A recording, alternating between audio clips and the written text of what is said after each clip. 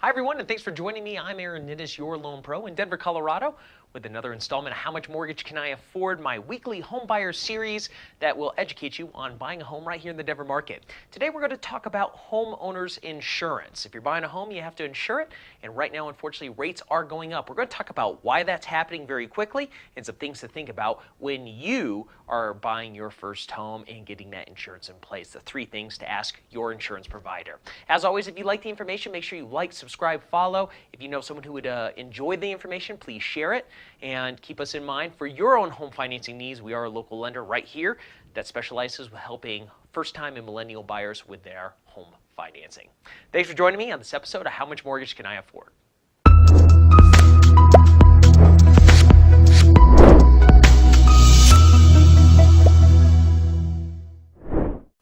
Hi everyone, and thanks for joining me on this 50th episode of How Much Mortgage Can I Afford? If you're buying a home, then you're going to need to get that home insured.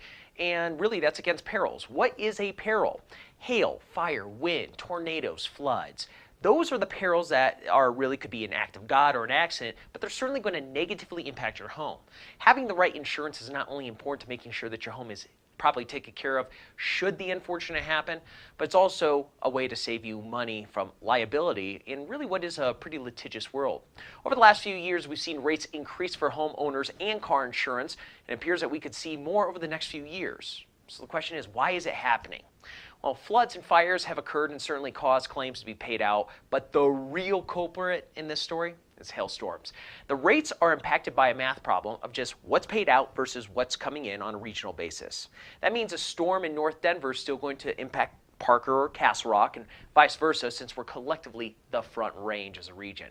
But that's also why areas like Grand Junction are still extremely cheap on insurance, because they have very few big storms that cause severe damage. Between the large hailstorm in June of 2016 in Colorado Springs and the massive May 2017 storm we had in Lakewood Golden, total payouts from insurance companies were $3 billion, and that's with a B. And it just isn't homes, but cars are also going up with a mix of distracted drivers, more drivers on the road, and the same hail damage in affected areas. In fact, we just had some more here in Colorado. As home insurance rates go up alongside the increasing cost of homes in the Denver area, some buyers are skimping on their insurance needs, and that's not the right solution. Or they just don't know that they're skimping at all, right? So with that, I want to give you the three top questions that you will want to review with your insurance agent before settling on your policy.